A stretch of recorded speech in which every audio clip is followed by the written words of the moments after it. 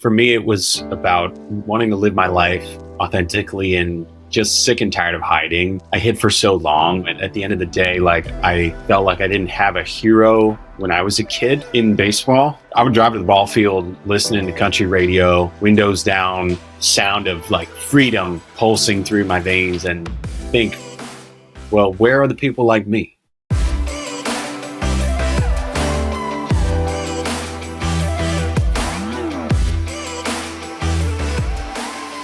Hey there, welcome back to Rawish with Kate Eckman. We have such a fun episode for you today, and it's going to be really compelling, and it really is the heart and soul of why I created this show, to really do authentic storytelling, to embrace our humanity.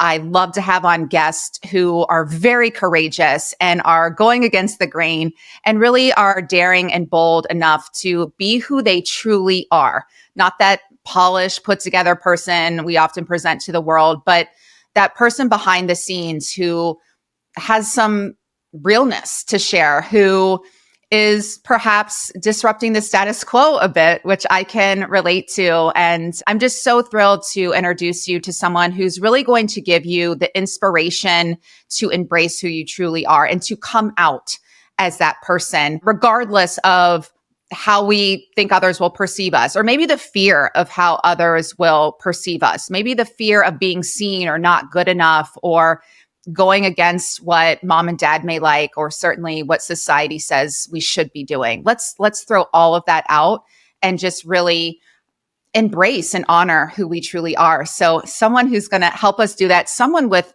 the best hair I may have ever seen in my life. Let me introduce you to Bryan Ruby. Thank you so much for being here. Thank you. Thanks for having me on. How's it going? It's going so well. And for those people who don't know, you were the first active professional baseball player to come out as gay, which is so extraordinary. Thank you so much for doing that. And also someone who is not only athletically talented, but also is a rising star in country music and writing songs, embracing who you are, not pretending to be someone you're not to sell more records. And I think therefore, because you are being who you truly are, you will naturally sell more records. So that's exciting. But I'm just so curious, in a world that, especially in professional sports, that's so masculine and can even have that toxic masculinity and really kind of press you guys down in terms of embracing your feelings and things like that. What allowed you to just come out as gay while you were still playing without the fear of,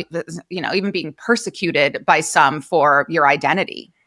Yeah, honestly, I don't think I was the first ever. There were a couple of guys, Glenn Burke comes to mind, Billy Bean, guys who came out after they retired. When I always like to point those guys out because they came out decades before I came out. I only came out publicly in 2021. But at the end of the day, it's just, for me, it was about wanting to live my life authentically and just sick and tired of hiding. I hid for so long. And at the end of the day, I felt like I didn't have a hero when I was a kid in baseball. I would drive to the ball field, listening to country radio, windows down, sound of freedom pulsing through my veins, and think, well, where are the people like me?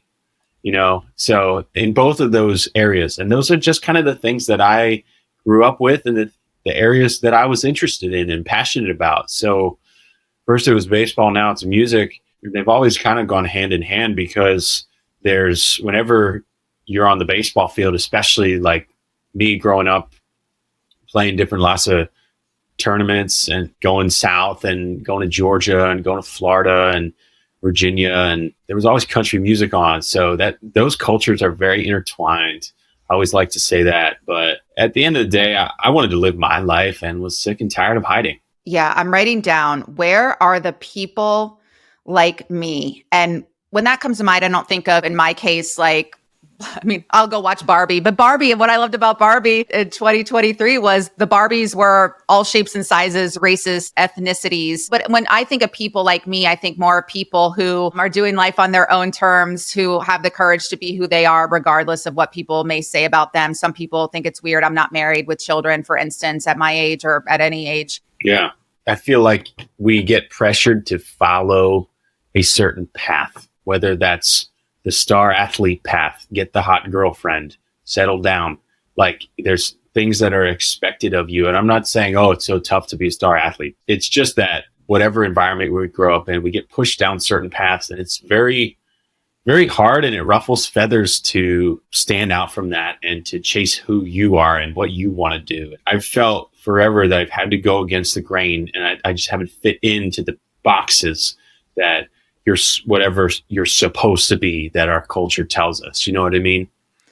Yeah. And there's so much name calling, even with gay men. And like the F word just came to mind. And even I have friends in 2024 that say, oh, they'll be on vacation and there's men screaming at them, hey, you bunch of F words. And so was there fear to come out and be part of a community that is, the world is still, I forget because I've spent most of my life in New York and LA, work in fashion. I'm surrounded by people in the LGBTQ community. Some of my closest, dearest friends are gay, bisexual, lesbian. My gay friend had to explain to me how homophobic the world still is. Was there fear for you to be openly present in that community because of that?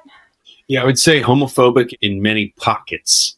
You just got to find a place where there are people like you. But if you're in somewhere like where I was in baseball, that's a very tough environment to be different in.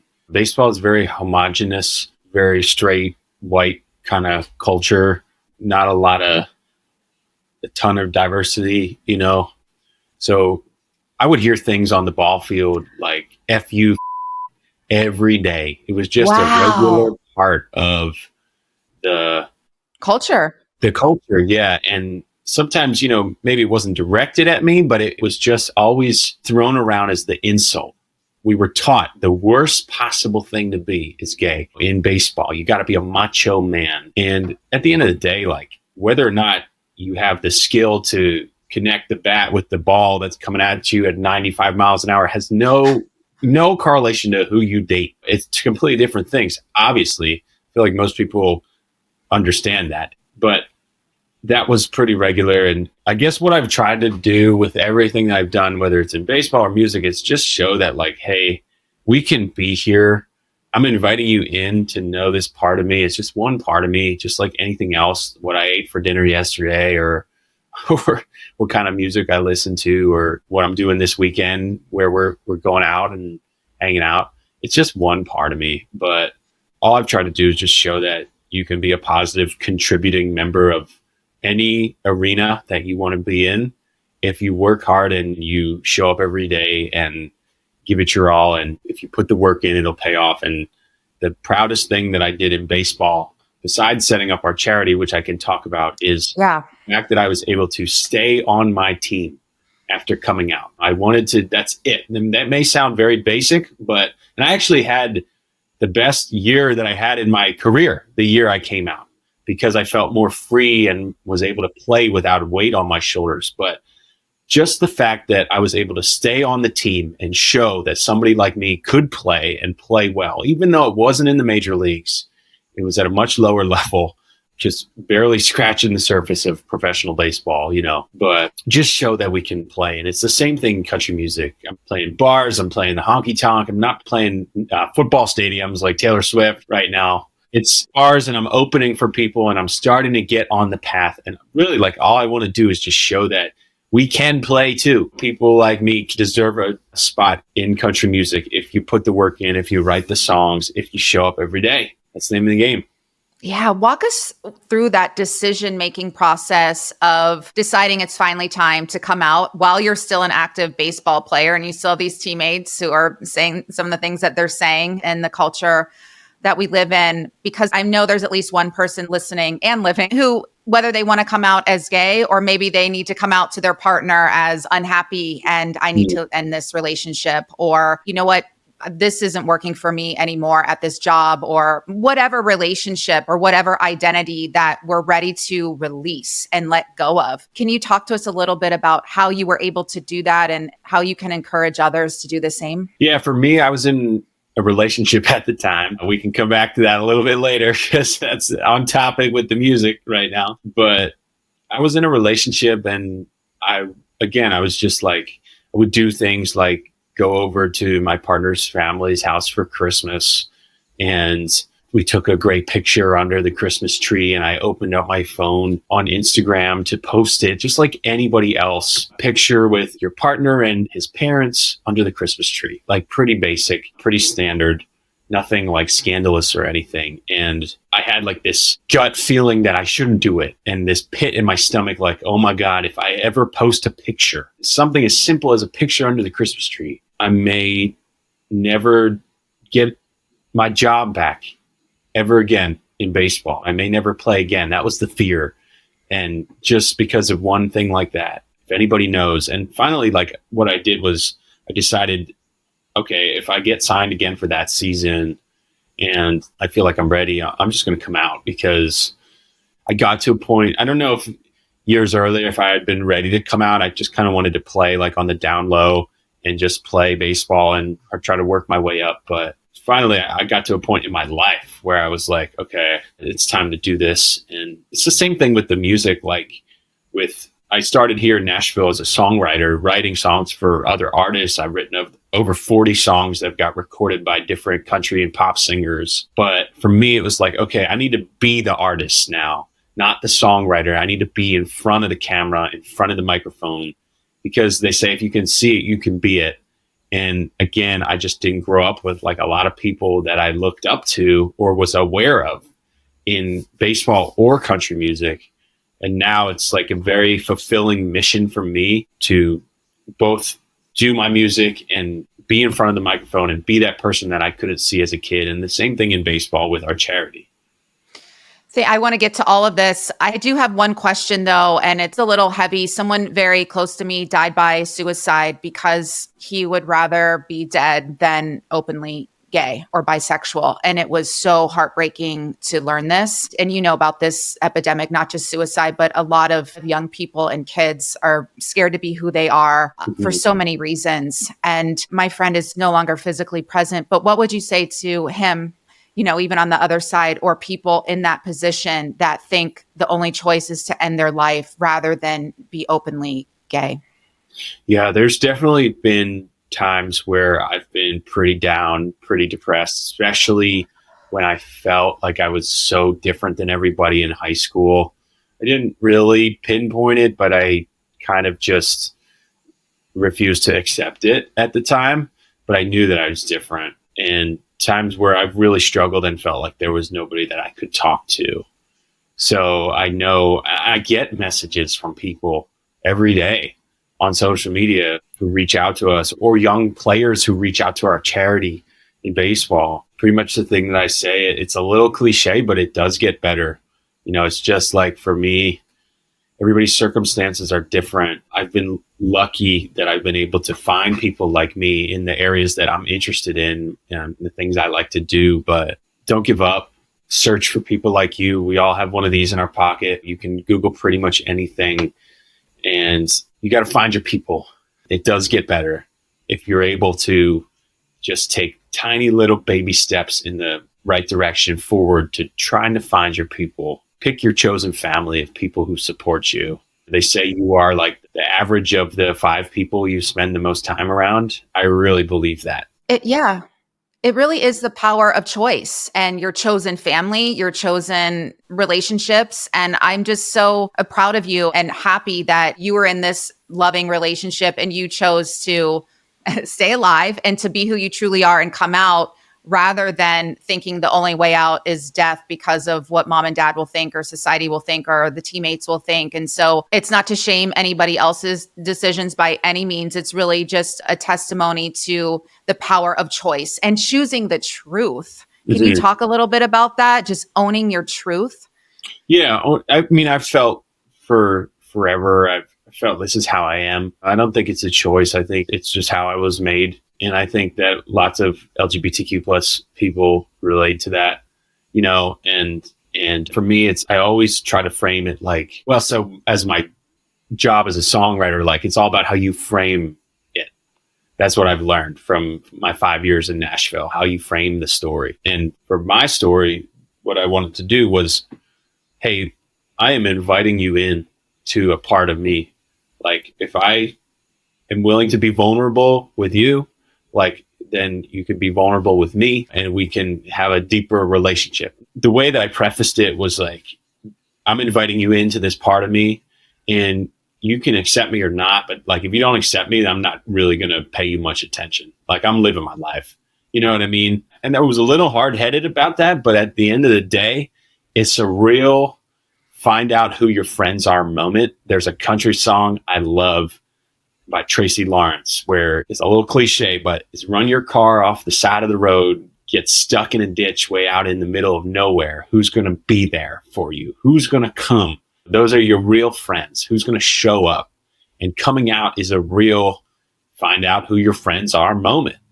And for me, I mean, it's almost a blessing to be able, like, straight people don't get that. They don't have a moment that's so clear cut where it's like, okay, who are my ride or dies in life?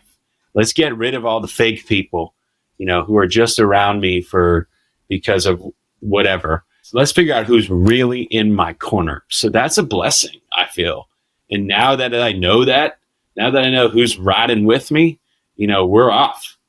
Yeah, let's let go of the fake friends. Amen. And I think anytime we change identities, go through a death and rebirth cycle, go through trauma, come out as we truly are, and we're no longer who we used to be, that identity, in your case, Bryan, the heterosexual man, you find out really fast. How are you able to let people go without feeling bad or guilty, or maybe try to hang on, but you can tell they're only there because they're of your status in the world or something they think they might get from the relationship rather than what they can give? That's a tough one.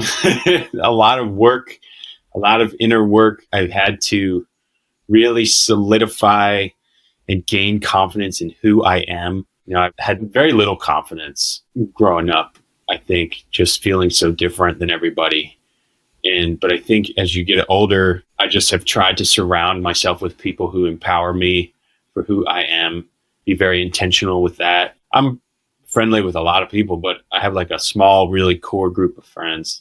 And I think that if they love you, whether it's friends or family, like anybody who truly loves you, I feel like will want you to be the best version of yourself that you can be. And for me, that version is living authentically and out and proud. And I feel like the people who love me have accepted that, not just accepted that, but embraced that. Yeah. What's gotten you through your darkest moment? Music, by far. It always. I mean, I'm a music nerd in a jock's body. I love that. I love that. With the hair of a Greek god. Well, so the hair was a baseball thing, actually. The hair was like, I had a buzz cut my whole life. And I felt like I needed some good mojo to get some hits. And I just wanted to grow a little bit out the back of my baseball cap. And I did, and I started to play better. And then all of a sudden, I'm very superstitious, so I couldn't cut it off. So now here we are, and it's like a little Jesus-y, but we're going with it. I love that story, and even just a little tweak. And I asked because I've had dark moments and I like to just talk about these things. And even there, you saw my change in energy, just something superstitious or a little tweak, and running with that and giving it a try. And then it becomes symbolic. And I know me, I'm a hair person too, and got lots of it. And it is like my security blanket. And when I worked in TV news, this man used to call me a talking hairdo. And I'm like, I am a talking hairdo. All right. I love it. So you spoke about how music and hair, we'll throw the hair in too, but how music really took you out of the darkness and into this beautiful place. And you have the God-given talent to write incredible songs and be an artist yourself. I'd love to talk about a new-ish song you have called Found and Lost. And what was the inspiration behind this? And how do you take all this darkness and just literally transmute it into light and to love and to joy? Yeah. So I would say the hair was more of a superstition. The music got me through. And that's been true my whole life. Like, I have always been into music, even when I was really hardcore playing baseball. Not so much anymore, but music was my escape.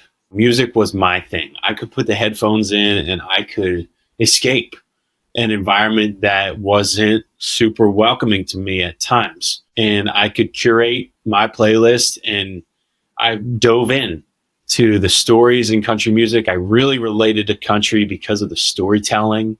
I almost thought of Nashville as like this Disneyland type place of country music, and they say three chords in the truth. And I had like this, it was a fantasy really of going there and being part of that community, and just so different than baseball. But being in Nashville for 5 years now, I've really just dove into the songwriting.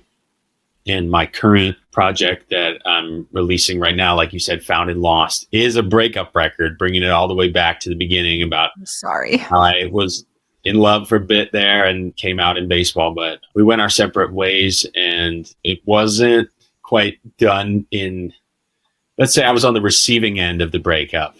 It wasn't quite done in the most thoughtful way as when somebody just leaves without really saying why, and so suddenly after 4 years together. It's really, I don't mince words here. Like, I had a lot of stuff to say in this record, and I feel like it's everybody who's sent me messages about it so far came out not too long ago, but a lot of people have gone through similar things, and there's a song on there called If You Would Have Told Me. The message is like, I would have been there for you if you would have told me you were struggling, if you would have told me some of these things. But when somebody doesn't really communicate and just leaves, it leaves a lot of questions that are unanswered.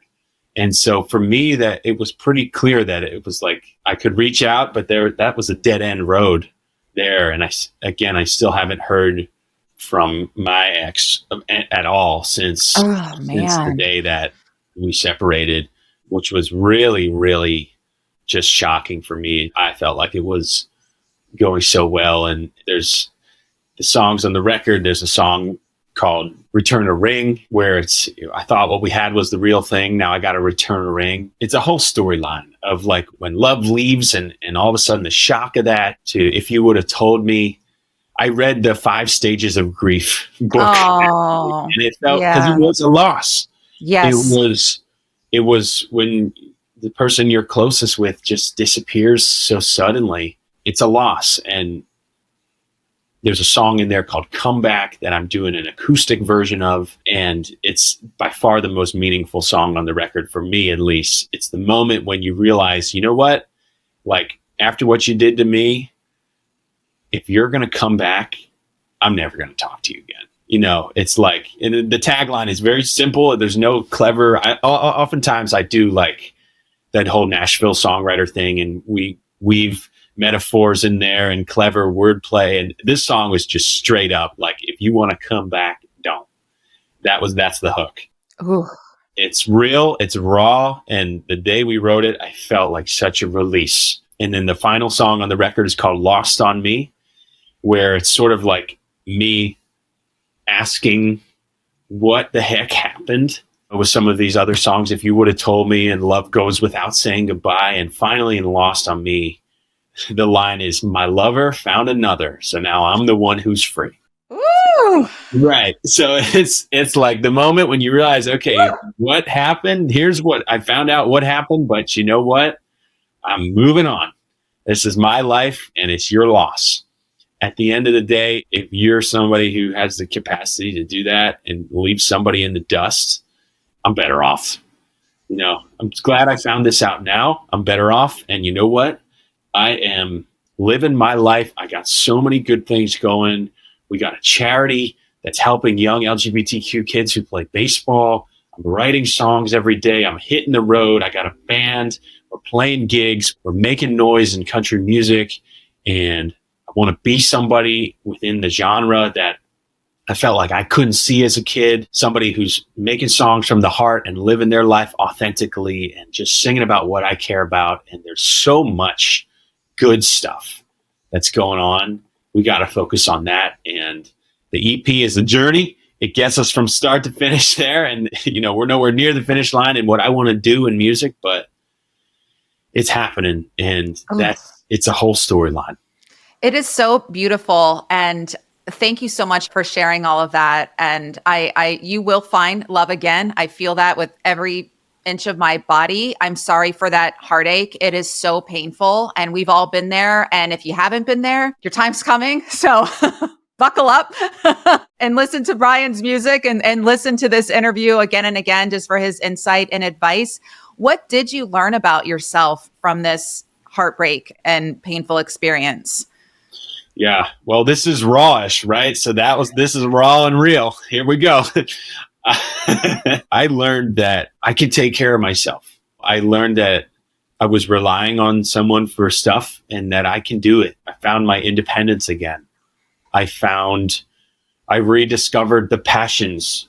I was pretty down in the dumps for a while afterwards. And now, it takes a while for a record to get out. Like from the minute you write the song to get the money together to record, have it produced and released, and it's a whole cycle. So I am on the tail end of it in my real life right now.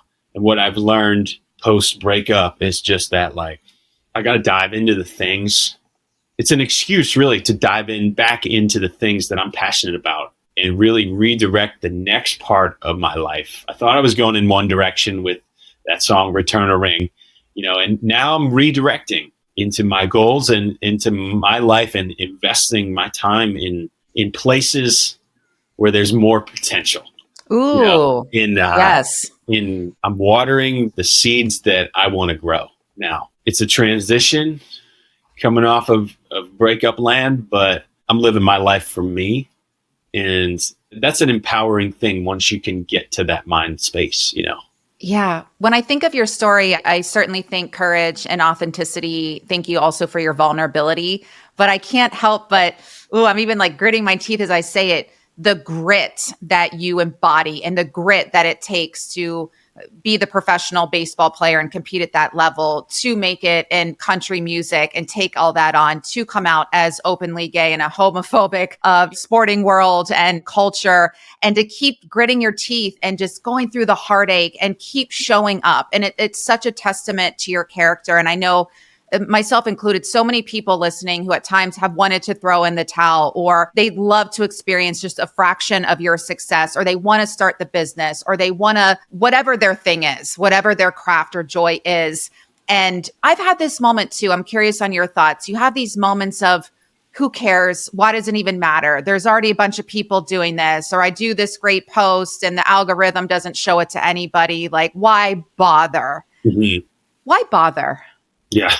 Believe me, I get it. I spend so much time now as independent artists. We got to make a lot of videos for social media. And sometimes I will put my heart and soul into a song and a video. And I think, man, this is great. Like, this is good songwriting. I spent so much time on this. It showcases my artistry. We're doing good stuff. And then nobody sees it, and then I'm like accidentally like make a dumb little video and then it'll blow up on socials. Like, it really is. I try to detach from that as much as I can because it is so random with that, like you said, but motivation comes and goes. I am a human. I don't wake up motivated every day. None of us do.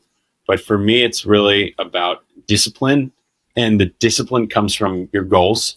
Like, if you have a vision, it's the more clear you can get with your vision and the why that you're doing what you're doing, it makes it easier to find that motivation. For me, it's like, I know what I want to be in music.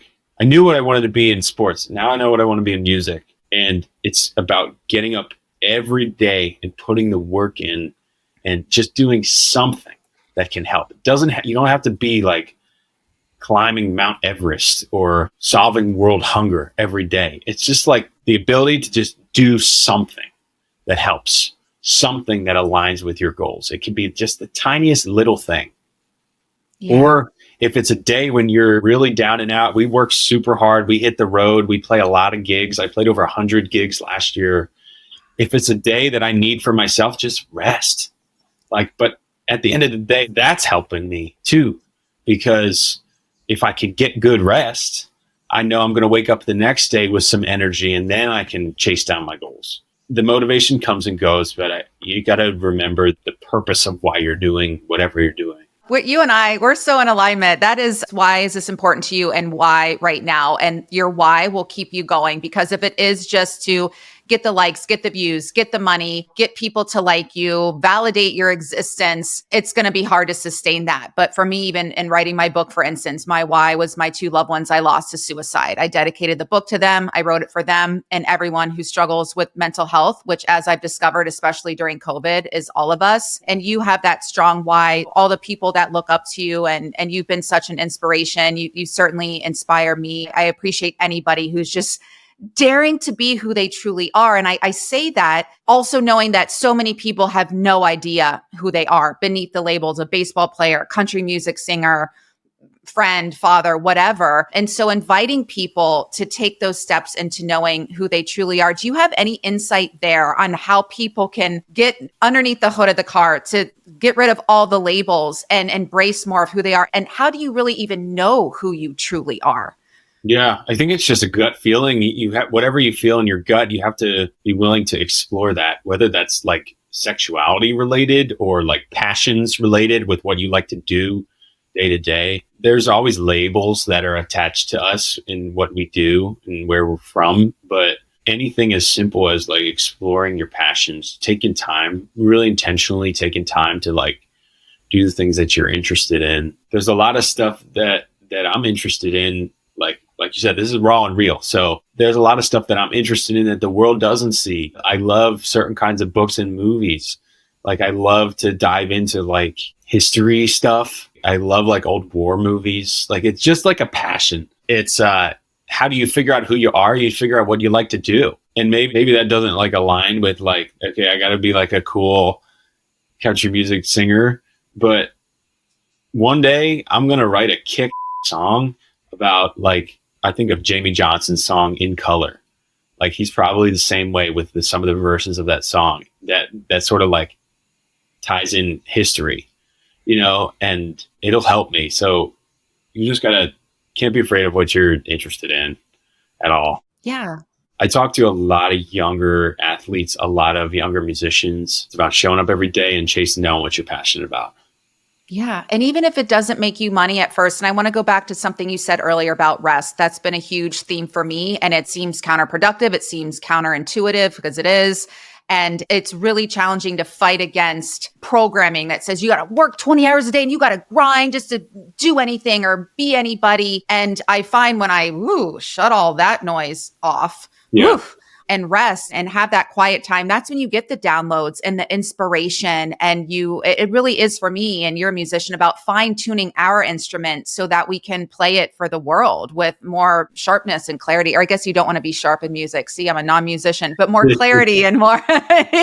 So I think I can't state that enough. And it sounds funny coming from a professional athlete and a musician to say, no, rest is really going to be a huge part of your success. Yeah.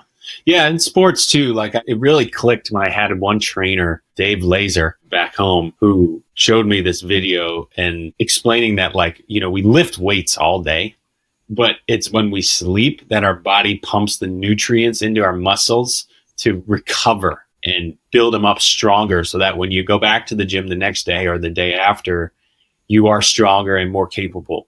So if you're taxing yourself too much or you can't like rest, and you can't decompress a little bit, like that'll manifest itself long term. Now as a singer, it's kind of like being an athlete. Like I need to rest my voice. I need to train my voice. I need to do the warm-ups. Like you can't blow it out every night. Otherwise you're going to be in a tough position the next day. And I don't know, I just feel like the people who I gravitate towards, whether they're athletes or musicians, I try so hard to surround myself with people who are chasing their passions. Going back to the social media thing, before I was an artist myself, I was writing songs for a lot of different artists. And behind every artist that you hear on the radio or on Spotify, whatever streaming service you use, is a whole crew of songwriters, the people that help them write their songs. And I was working with this one singer, and we had a song that I felt like we were really, I felt so good about. I felt like it was clever. I felt like it was a story that was relatable for people. I felt like the singer did a good job of really opening up and sharing what the essence of what that song was. I was happy with it creatively.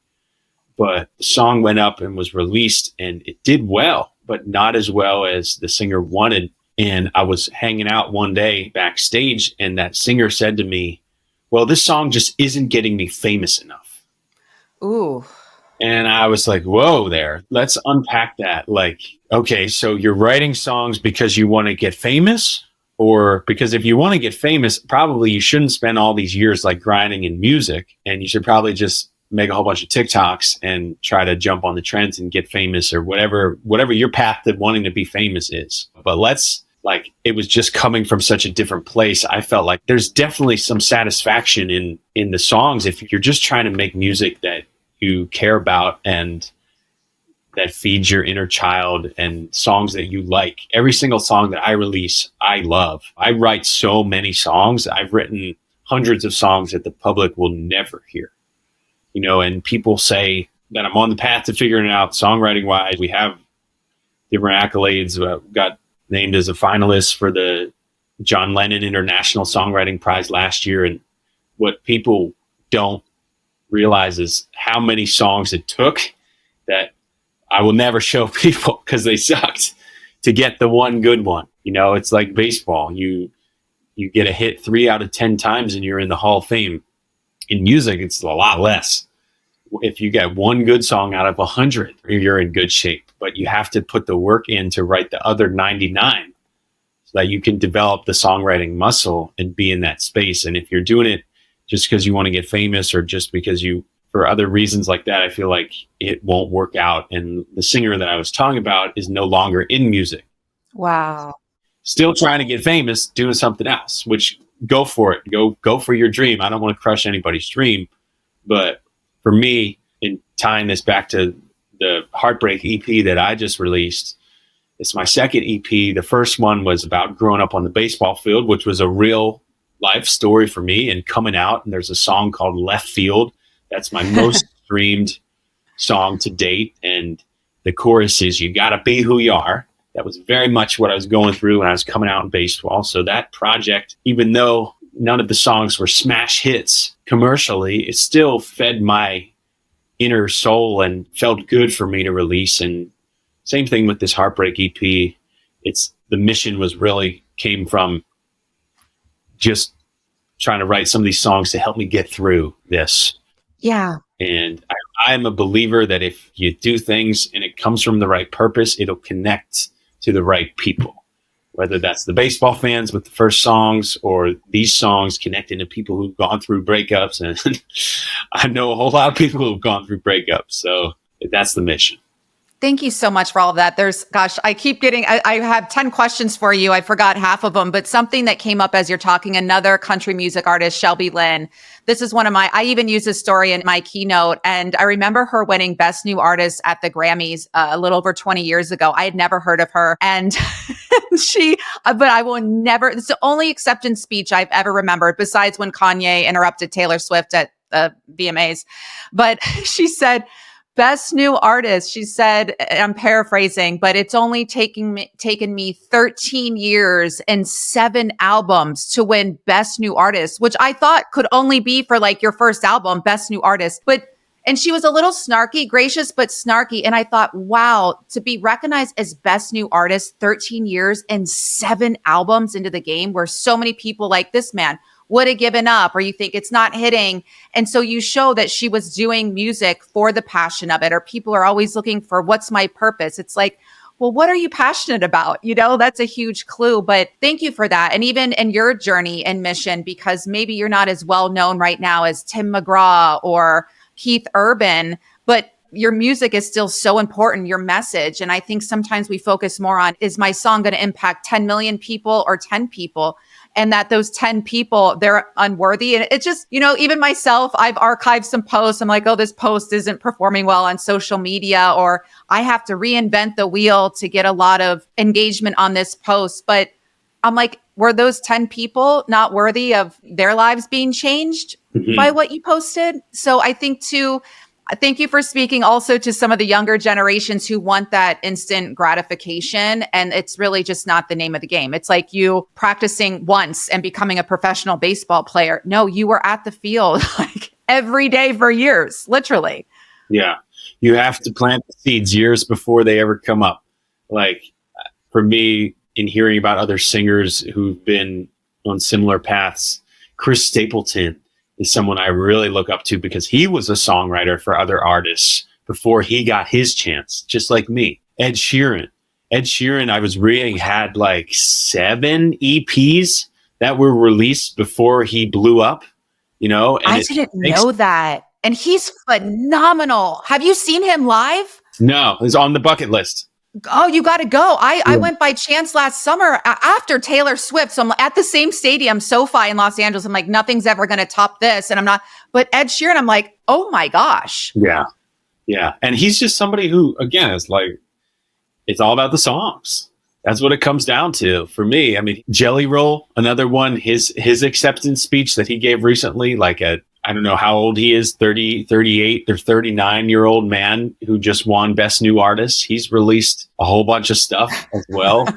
and he was in prison for a while. It's just like, you never know when it's going to hit. It's just, I feel like it's meant to hit whenever it's meant to hit, and you just got to keep following your passion. So don't you think it hits when we're not trying to make it a hit? Even Billie Eilish said something after she won the Grammy for that song she had in the movie Barbie. And someone's asking her about winning the Grammy and, this song. And she's so young, but she said, literally the last thing I was ever thinking when I sat down to write this song is, we got to write a song that's going to win a Grammy. And I think that's case in point. If you try to sit down like you and I right now, it's okay, we got to write a song that's going to win a Grammy. But if we just sit down in the joy of it, or I even say, so write me a song about this heartache and really get in there and tell me what it did to your heart and get raw. I'm not saying it's going to win a Grammy, but it's going to be a lot more impactful than us writing some contrived song that we think people want to hear or we think it's going to be successful. Yeah, it's a journey. I mean, songwriting for me is all about, you just got to say what's on your mind. And I get a lot of my ideas in the most random of places. It could be in the shower. I could be driving in my truck. And then I'll get something, and half of my voice notes, like on my phone or my notes app, are just like mumbo jumbo, me mumbling into the phone. And then when I have a minute to actually sit down and look through it, then I'll try to dig in and see if it's a good idea or not. But you just got to write what's true to you. I think that's the name of the game, songwriting wise, if you're doing it. And not every song is meant to be a hit. Some songs I write just for me. Some songs I write and I share with my family and friends, and some songs I write and I share with the world. It's like anything else. You just got to give it a go. And for me, it's been almost 5 years in Nashville, writing songs every day, playing the bars, hustling, trying to grind our way up. For me, there's no timeline on it. Like, it takes however long it takes. There's no backup plan. It's truly I feel like every singer I've known who's had a backup plan has taken the backup plan. Because the going gets tough. There's times when we're hot and there's times when we're not.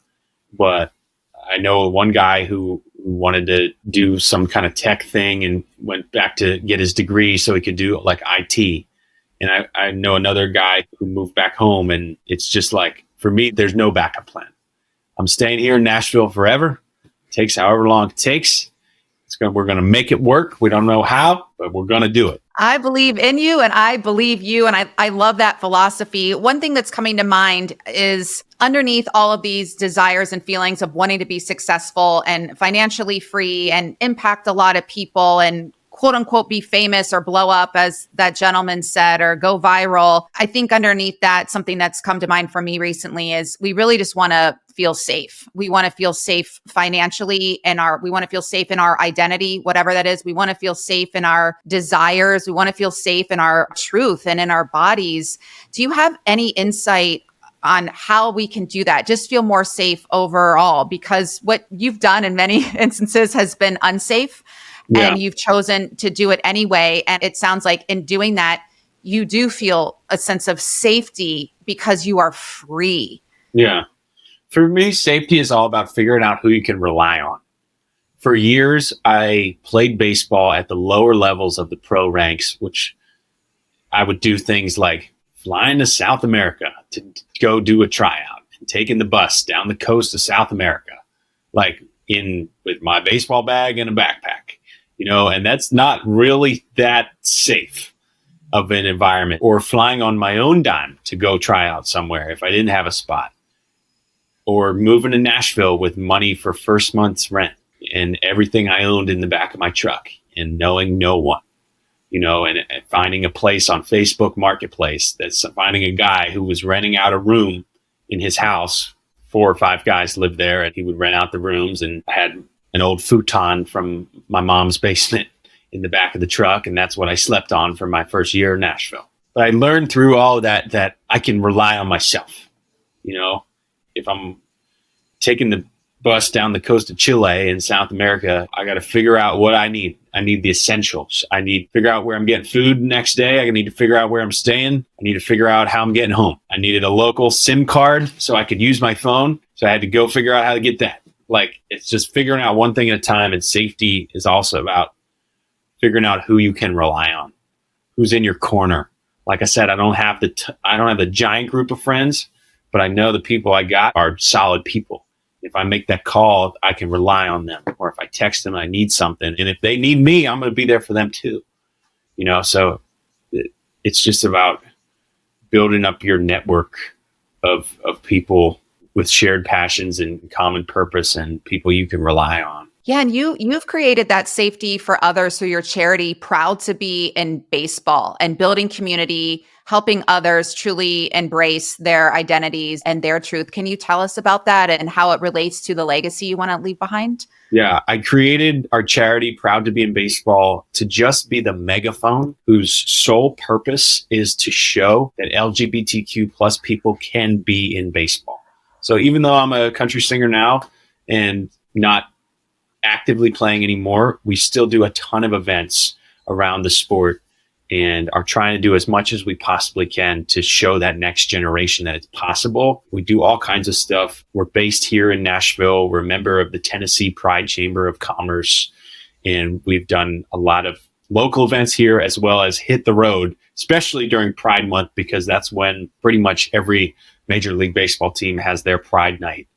And we try to just get as many people involved as we can. We try to drum up public interest for increasing LGBTQ representation in the sport. We advocate, educate, and try to create opportunities for the next generation of players. So we do stuff like going to the American Baseball Coaches Association convention, and we have our booth and we speak in front of 8,000 baseball coaches who are there, and we connect with players and we try to connect players with each other. And it's like a giant volunteer effort, but it is something that I'm truly passionate about. And I mean, look, we haven't raised a ton of money. I've tried to come up with creative ways, like my song Left Field, where the chorus is gotta be who you are. We donated 100% of the proceeds from that song to the charity. And so we try to drum up ways. I do fundraiser concerts. I try to raise as much money as I can. And the whole mission is just to be the thing that I never had as a kid. I wish I could have had the thing that could have helped me the most. Something where I could see other people like me. They say, if you could see it, you can be it. And something that I felt like could help plant the seeds of making the sport just a little bit more comfortable and accepting for the next crop of players that are coming up. I love that. Thank you so much. And we'll certainly put all of this information in the show notes and send people your way, because I'm sure a lot of people are going to want to be involved and support you and your mission. So thank you for that. I know you're quite young, and I'll let you go soon, but I'm just curious to ask, when you look back at your life thus far, what are you most proud of? This is a tough one. Where I started and where I am now. I'm proud that I was able to work my way through coming out while playing baseball, to set up the charity that helps younger people like me, and now to be in music and have that be the focus of most of what I'm doing. Singing the songs I wish I could have heard somebody like me singing when I was a kid. So just singing songs about real life that anybody can relate to in country music, no matter who you are or where you're from. And that's kind of just what I'm going to keep doing. And hopefully we're having a different conversation in 5-10 years down the line, and I'm getting ready to play the football stadium or wherever, or go on Good Morning America or whatever the thing is in 5 years. But it's about having that purpose and knowing your why and going out every day and getting it. From my lips to God's ears, I will be that person at SoFi Stadium interviewing you backstage, and we'll remember this moment and say, hey, we got here because we were true to our passion and our purpose and the work, and we honored the journey and respected the journey. And my lips to God's ears. I'm excited for us and everything you're doing. I just feel called to add this on our way out here. You know, I really have to give you so much credit for the work that you've done. And this has been such an extraordinary conversation for me. I'm so empathetic that when I'm talking to someone and they have a lot of either unhealed stuff or they're saying all the right things, but they don't feel confident to express who they truly are. And they aren't really speaking their full truth. It's more of their representative is the spokesperson rather than them. Mm-hmm. I find myself getting emotional in interviews or in conversations because I feel, this is even my intuition speaking, I feel that I'm feeling the feelings that they aren't able to feel. I'm feeling their feelings that they don't feel safe to feel.